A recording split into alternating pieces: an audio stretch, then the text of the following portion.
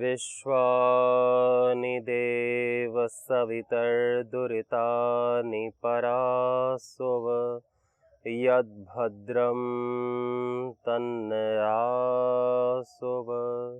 ओम शांति शांति शांति। नमस्ते। जीवन में हमारे मधुरता हो, सारी कटुता और सारी रिक्तता, खालीपन दूर हो जाए हमारे जीवन से, इसके लिए हमें अपने तन मन प्राण आत्मा को एक रस मय करना होता है, एकात्म करना होता है कि हमारा मन हमारी आत्मा के साथ एक हो, हमारा शरीर भी जो आत्मा का ही स्थूल रूप है वो भी आत्मा के साथ एक हो जाए, क्योंकि आत्मा के अलावा और कुछ नहीं। यह जो शरीर हमें बदलाव दिख रहा है, यह कोई अलग तत्व नहीं है कि दो अलग तत्वों को चिपकाया गया शरीर और आत्मा को, ऐसा नहीं। कहते हैं एक ही तत्व है। एकम सद विप्राह बहुधा वदन्ते एकम वास्तद विबभूव सर्वम। एक ही परमात्मा सब कुछ बन गया है। वही प्रकृति और जीवात्मा में भी वही है। जीवात्मा अज्ञान में अपने आप को केवल शरीर मानता है और तो ब्रह्म अपने आप को अनुभव नहीं कर पाता। ये प्रकृति अपने को तो ब्रह्म अनुभव करती है, ब्रह्म के साथ एकत्व अनुभव करती है अपना। ब्रह्म की ही शक्ति है। शक्ति शक्तिमान में कोई भेद नहीं कि मेरे और मेरी शक्ति में कोई भेद है क्या? वो तो मैं ही हूँ, मेरी शक्ति तो मैं ही हूँ। इसी तरह ब्रह्म की शक्ति, यह प्रकृति ब्रह्म ही है। ईशावास्यमिदं सर्वम यद किंच जगत्याम जगत। इस जगत में जो कुछ भी है, तनिक से तनिक भी, यद किंचित जो कुछ थोड़ा सा भी है, वो सब ईशावास्यमिदं सर्वम, सब में ब्रह्म समाया हुआ है। ब्रह्म सब में आच्छादित है। ब्रह्म ने सबको ढक रखा है, अंदर से बाहर से समाया हुआ है। शब्दों में तो हमारे अल्पता रहती है, शब्द की सीमा रहती है। शब्द सत्य का बखान उतना नहीं कर पाते जितना सत्य रहता है, परंतु यह सब कुछ ब्रह्म ही है, इसके अलावा कुछ नहीं। यह शरीर भी उसी का रूप है। इसलिए हमें शरीर से न घृणा करनी है, न इसमें मोहित होना है। शरीर तो हमारा बहुत बड़ा साधन है आत्मा की प्राप्ति में। शरीर तो हमारा बहुत बड़ा साधन है इस जगत की सेवा में, प्रभु की भक्ति में। इसलिए इस शरीर का भी ध्यान देना बहुत आवश्यक है, आत्मा का भी ध्यान देना बहुत आवश्यक है। और इस आत्मा और शरीर को जोड़ने वाले ये मन और प्राण, इनका भी ध्यान देना आवश्यक है। इसीलिए तो योग में हम सबका ख्याल रखते हैं। व्यायाम, आसन, आहार से शरीर का, प्राणायाम, ध्यान से इस प्राण और मन का, और समाधि, सत्संग और भक्ति से, ईश्वर प्रणिधान से इस आत्मा को परमात्मा में लगाते हैं। आत्मा को परमात्मा में लय करते हैं, तो यह जो हमारा अस्तित्व है यह एक ही है। आत्मा का ही स्थूल रूप यह मन है और स्थूल रूप यह शरीर है। आत्मैव इदं सर्वम वासुदेवः सर्वमिति, प्रभु व्यापक सर्वत्र समाना, प्रेम से प्रकट होई मैं जाना। ऐसा कवि कुल शिरोमणि संत तुलसीदास महाराज ने भी कहा कि सिया राम मैं सब जग जानी, कि हर जगह मेरे सिया राम ही हैं। वह स्वशक्ति और स्वामी शक्ति, स्वशक्ति आत्मा और स्वामी शक्ति यह प्रकृति, यानी एक शिव और एक शिव की शक्ति, एक स्वामी की शक्ति, यही हर जगह है। यानी आत्मा और आत्मा की शक्ति कोई अलग भेद नहीं है, परंतु इसे कहने का बहुत सुंदर तरीका है कि हर जगह वही सिया राम है। कोई उसकी शक्ति और स्वामी को सीताराम कहता है, कोई शक्ति और स्वामी को गौरी शंकर कहता है, कोई शक्ति और स्वामी को राधा कृष्ण का नाम देता है। ऐसे अलग अलग नामों से ये प्रकृति और पुरुष, ये स्वामी शक्ति और स्वशक्ति को लोग कहते हैं। कुछ भक्ति के रूप में कहते हैं, कुछ ज्ञान के रूप में कहते हैं। ज्ञान के रूप में कहेंगे तो प्रकृति पुरुष कहेंगे, भक्ति के रूप में कहेंगे तो राधा कृष्ण या सीताराम, कि मेरी पूरी भक्ति उनके प्रति है, यानी इस जगत के प्रति है, किसी व्यक्ति के प्रति नहीं, इस संपूर्ण ब्रह्मांड के प्रति है। इस संपूर्ण ब्रह्मांड के भीतर वही आत्म तत्व चेतना समाई है, जो मेरे भीतर है, जो है वही सर्वत्र है। और बाहर जो हमें दिख रहा है, यह संसार अनुभव में आ रहा है, यह स्थूल जगत, ये भी उसी की शक्ति है, जो आत्मा की सेवा करती है, जो आत्मा को भोग अपवर्ग दिलाती है, जो आत्मा को आनंद देती है। ये फूल पौधे, ये चिड़िया, ये पशु पक्षी, ये सब हमको दुख देने के लिए नहीं है, ये सब आत्मा को सुख देते हैं। जैसे विष्णु और लक्ष्मी का जोड़ा है और लक्ष्मी विष्णु जी के पैर दबाती है, हमने फोटो में देखा है कि ये सुख देती है, तो वैसे ही यह प्रकृति आत्मा को सुख देने के लिए है, आनंद देने के लिए, आह्लादनी शक्ति है। ये चिड़िया की ध्वनि सुन करके, प्रातः काल की बेला में जाग करके अलग ही आनंद आता है। जब पवन चलती है, शांति रहती है, और शांति में भी इस प्रकृति का कोलाहल रहता है, तो मन में बहुत दिव्य अनुभूति होती है। हम सड़क पर जाएं, गाड़ियां बहुत सारी चल रही हों तो नहीं होती, लेकिन प्रकृति, वो तो विकृति की ध्वनि है।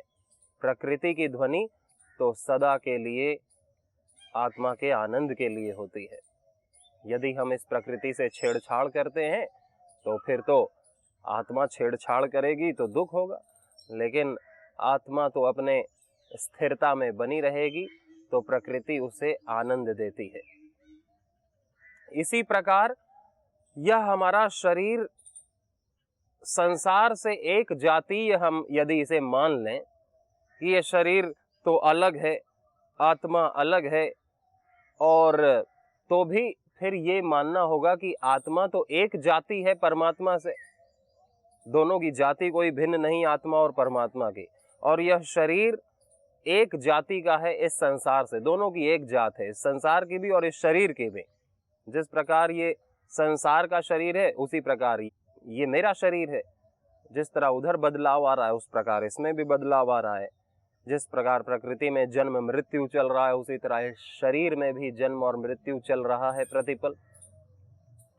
तो इस शरीर को लगा देना संसार की सेवा में, और इस आत्मा को लगा देना प्रभु की भक्ति में, क्योंकि प्रभु की एक जाति का है ये आत्मा, तो प्रभु की भक्ति में लग जाए और शरीर तो एक जाति का है संसार से, तो ये संसार की सेवा में लग जाए, उदार हो करके पुरुषार्थ करके अपने सामर्थ्य का सदुपयोग करके ये समाज को सुंदर बनाए, समाज को और प्रसन्न, स्वास्थ्य, सारे विकारों से दूर करने में लगे। तो जो ज्ञानी है, जो ध्यानी है, वो जो ब्रह्म को सब जगह मानता है, एक मानता है कि कुछ अलग नहीं है, वो तो ब्रह्म में लय होगा, वो ज्ञान योगी। और जो ये मानता है कि नहीं आत्मा अलग और शरीर अलग, तो वो तो शरीर को लगा देगा संसार की सेवा में और आत्मा को लगा देगा परमात्मा की भक्ति में, तो भी वो कर्म योगी बन के वहीं पहुंचेगा। यह दो ही मार्ग बताए गए हैं, एक सांख्य मार्ग जिसे ज्ञान मार्ग भी कहते हैं, और एक योग मार्ग जिसे कर्म मार्ग या भक्ति मार्ग भी कहते हैं। ये दो मार्ग भगवान ने श्रीमद् भगवत गीता में भी बताए, ईशोपनिषद में भी बताए। गीता में भगवान ने तृतीय अध्याय के तृतीय श्लोक में ही कहा, लोके अस्मिन् द्विधा निष्ठा पुरा प्रोक्ता मया नघा, ज्ञान योगेन सांख्यानाम कर्म योगेन योगिनाम। कि इस लोक में दो प्रकार की श्रद्धाएं हैं, दो प्रकार की निष्ठाएं हैं। लोके अस्मिन् द्विधा निष्ठा पुरा प्रोक्ता मया नघा, ये मेरे द्वारा बहुत पहले कही गई हैं। ज्ञान योगेन सांख्यानाम, ज्ञान योगियों की सांख्य निष्ठा, जो ज्ञान योगी हैं, जो अपने ज्ञान से यह देखते हैं कि इस प्रकृति का कोई अस्तित्व नहीं, ये तो ब्रह्म का ही रूपांतरण है, ब्रह्म ही प्रकृति बना हुआ है, ब्रह्म ही जीव बना हुआ है। अपने अज्ञान से यह अपने आप को जीव मानता है, अपनी कल्पना से, अपने अहंकार से, मिथ्याभिमान से यह अपने आप को जीव मानता है। और यही यदि ज्ञान में हो तो यही अहम ब्रह्मास्मि की साधना करके उसी अहम ब्रह्मास्मि के तत्व को सिद्ध करता है, अपनी सर्वव्यापकता का ज्ञान करता है, बोध करता है। तो ज्ञानियों की, वेदांतियों की, सांख्य दार्शनिकों की ये मान्यता कि ब्रह्मैव सर्वम, ब्रह्मैविदम अमृतम पुरस्तात्, ब्रह्म पश्चात् दक्षिणतश्च उत्तरेण अधश्च ऊर्ध्वं च प्रसृतम ब्रह्मैविदम विश्वम इदम शरीरम।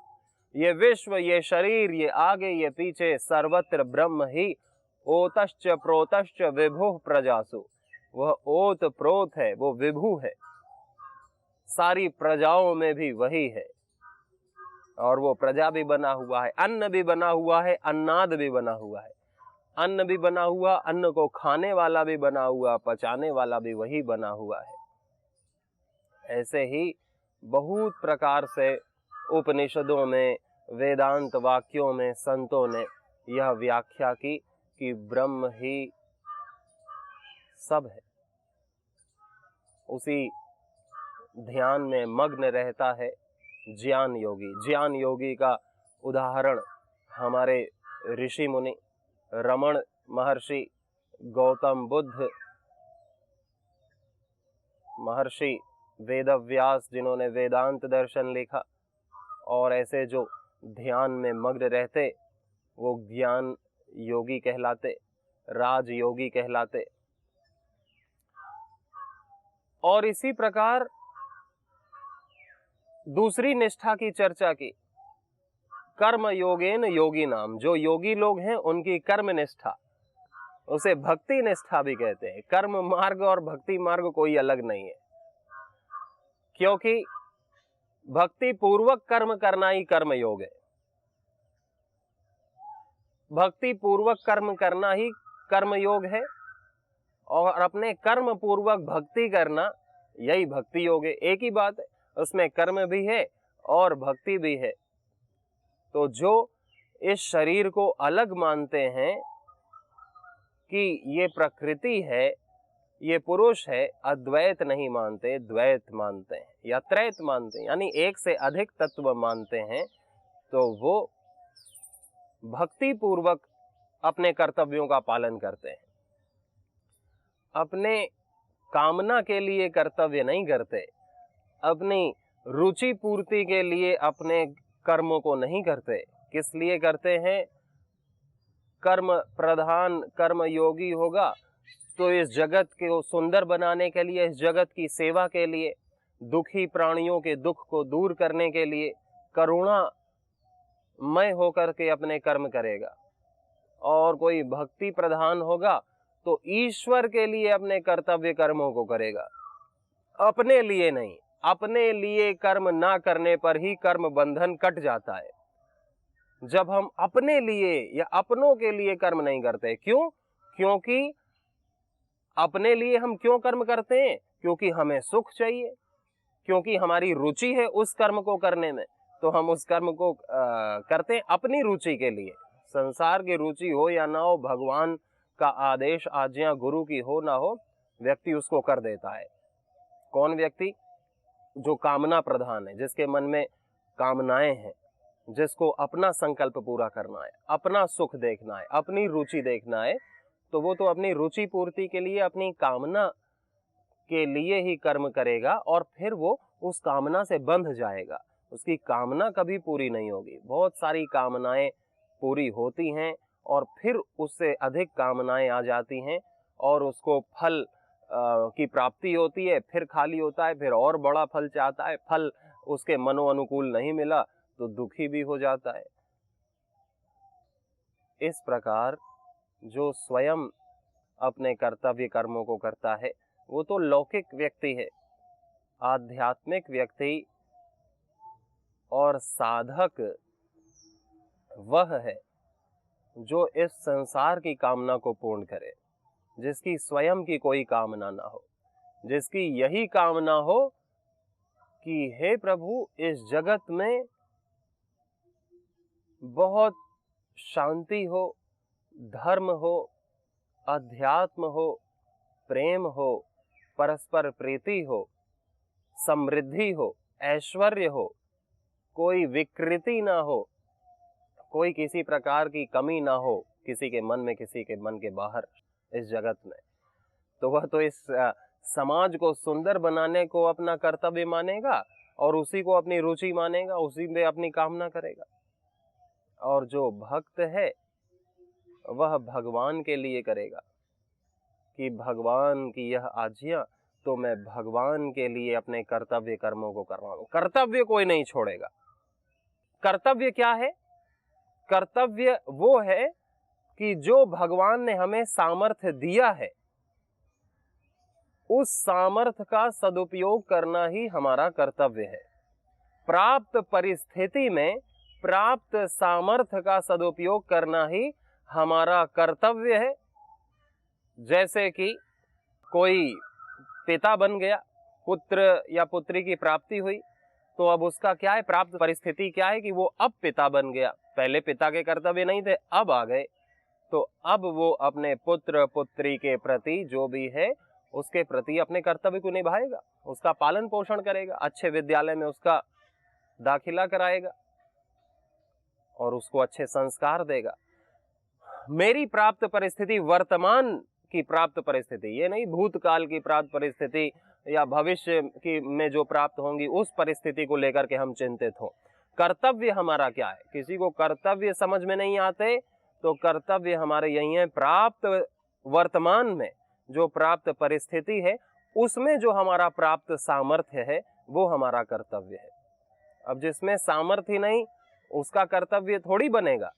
अब जिस पिता माता के पास पैसे ही नहीं है, बिल्कुल भी धन ही नहीं है, तो उनका कर्तव्य ये थोड़ी बनेगा कि वो अपने बच्चों को उस स्कूल में डालें जहां 1 लाख रुपए की फीस हो।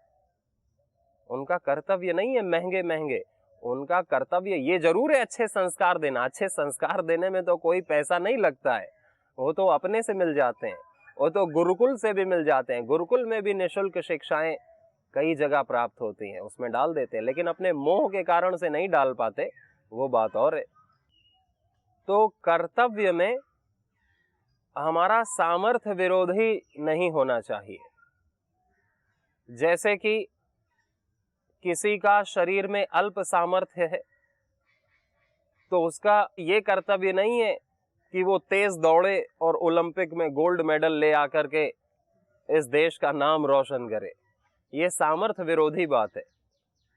अब जिसका सामर्थ्य है तेज दौड़ने का, जैसे मिल्खा सिंह हुए, आज वो हमारे बीच नहीं है, लेकिन अभी हाल ही में उनका देहावसान हुआ, लेकिन ऐसे महान खिलाड़ी बहुत कम हैं। वो एक ऐसे खिलाड़ी अकेले ही हुए आज तक के जो ओलंपिक में भारत की तरफ से दौड़े और कॉमनवेल्थ में उन्होंने स्वर्ण पदक प्राप्त किया। मिल्खा सिंह को आज पूरी दुनिया जानती है फ्लाइंग सिख के नाम से। उनका तो ये कर्तव्य था भारत का नाम रोशन करना, और उन्होंने अपने कर्तव्य को निभाया भी। अब किसी में बहुत कोई स्पेशल सामर्थ्य भगवान ने दे करके भेज रखा है और फिर वो आलस से करता है, नहीं करता, फिर वो अपने कर्तव्य को नहीं पालन कर रहा है। अब जिसमें सामर्थ्य ही नहीं है तो उसका कर्तव्य नहीं बन रहा है, फिर उसमें कुछ दूसरी सामर्थ्य होगी, वो उसका कर्तव्य है। भगवान ने सबको सामर्थ्य दिया, ये नहीं कि सबको तेज दौड़ने का ही, कुश्ती करने का ही, सबको अलग अलग सामर्थ्य दिया। जो मिल्खा सिंह के पास सामर्थ्य था वो आपके पास नहीं है, लेकिन जो आपके पास सामर्थ्य है वो उनके पास नहीं है। जो मेरे पास सामर्थ्य है वो आपके पास नहीं है, आपके पास जो सामर्थ्य है वो मेरे पास नहीं है। भगवान ने विविध प्रकार के सामर्थ्य सबको दिए। कोई किसी चीज में एक्सपर्ट होता है, किसी की किसी चीज में ज्यादा लगन रहती है। कोई पढ़ाई में, पढ़ाई भी कई प्रकार की है, साइंस की, मैनेजमेंट की, पॉलिटिक्स की। कोई पॉलिटिक्स में ज्यादा निपुण होता है तो उसका क्या कर्तव्य है? पॉलिटिक्स के जरिए अपने देश को समृद्ध करे, उन्नत करे, निर्व्यसन करे, दुर्व्यसनों से, नशा से, मांसाहार से मुक्त करे। और अगर वो अपने पॉलिटिकल माइंड का दुरुपयोग करके भ्रष्टाचार कर रहा है, जनता को दुखी कर रहा है, सत्ता का लोभी लालची हुआ बैठा है, तो फिर तो वो अपने सामर्थ्य का दुरुपयोग कर रहा है। सामर्थ्य का दुरुपयोग करने से जीवन कभी भी खुशी नहीं रहता, आनंद में, शांति में नहीं रहता है। आगे आने वाले जीवन में भी फिर सामर्थ्य घट जाती है। तो कर्तव्य हमारा सामर्थ्य से होता है और विवेक से होता है। हमारी प्राप्त जो परिस्थिति है उसमें विवेक विरोधी नहीं होना चाहिए और सामर्थ्य विरोधी नहीं होना चाहिए। जैसे कि सामर्थ्य विरोधी तो आपको उदाहरण दिए, विवेक विरोधी क्या है? जैसे कोई सन्यासी है और कोई विधवा स्त्री है, तो विधवा स्त्री तो दोबारा विवाह कर सकती है, लेकिन सन्यासी नहीं करेगा कि चलो ये तो सेवा है मैं कर लेता हूं ना। उसके विवेक विरोधी बात है कि उसका विवेक, उसका ज्ञान ये आज्ञा नहीं देगा कि तुम ही करो। बाकी और लोग भी हैं सांसारिक, जिसकी विवाह में रुचि है वो कर लेगा, फिर वो सेवा की तरह करेगा कि विधवा है, इसको समाज में कोई गलत ना करे, कोई गलत ना कहे, इसको एक नया जीवन मिले, इसके जीवन में भी दोबारा से प्रसन्नता, आनंद आए, तो वो भी एक सेवा वो करेगा विवाह करके। तो उसके सांसारिक व्यक्ति जिसकी रुचि है उसका तो कर्तव्य बन जाएगा, उसका विवेक विरोधी बात नहीं है। लेकिन जो आजीवन जिसने ब्रह्मचर्य का पालन करने का लिया है तो वो सेवा के लिए अपना व्रत नहीं तोड़ेगा कि चलो सेवा करनी है व्रत तोड़ देते हैं ना, उसके विवेक विरोधी बात है। तो हमारी जो सामर्थ्य है, हमारा जो विवेक अलाउ करता है इस वर्तमान परिस्थिति में, वो हमारा कर्तव्य है। कर्तव्य कभी भी विवेक विरोधी नहीं होता, सामर्थ्य विरोधी नहीं होता। यदि हमारा सामर्थ्य नहीं है तो वो कर्तव्य भी नहीं है। यदि हमारा विवेक नहीं कह रहा है तो वो हमारा कर्तव्य भी नहीं है। भगवान ने सबको सामर्थ्य दिया है, सबको ज्ञान दिया है, सबकी कामनाएं, रुचि हैं, उस हिसाब से हमारे कर्तव्य बनते हैं। उस कर्तव्य को करना, लेकिन अपने सुख के लिए नहीं। जिसके लिए कर्तव्य कर रहे हैं उसके सुख के लिए करना निष्काम होकर के यह कर्म योग है। और भगवान के सुख के लिए अपने कर्तव्य को करना, अपना सुख न चाहना, ये भक्ति योग है। तो ये दोनों एक ही योग की शाखाएं हैं, जिसे योगियों की योग निष्ठा कहते हैं। यही योग निष्ठा कर्म निष्ठा और भक्ति निष्ठा में विभाजित हो जाती हैं, जिसमें सेवा की अभिरुचि है, तो वो जगत की निष्काम सेवा करके कर्म योगी बन के भी ब्रह्म को प्राप्त करता है।